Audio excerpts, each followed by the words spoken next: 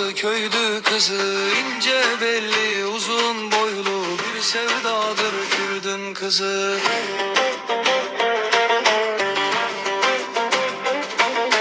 Kürdün kızı hak soruyor, her bir sözü çok esaslı. Al yanağı günden farksız, Kürdün kızı ağır başlı.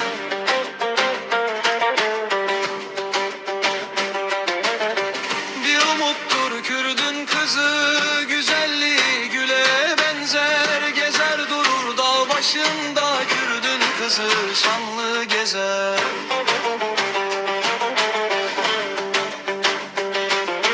Kürdün kızı poşi bağlar, alnındaki teri damlar. Govend başına geçip mendili de o sallar.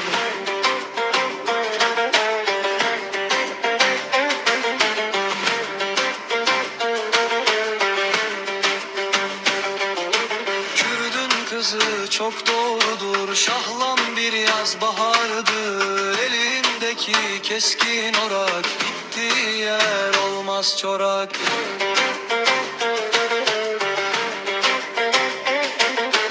Umut sevgi hep ondadır, Kürdün kızı, Kürdün kızı. Ne mehçuldur ne yalandır,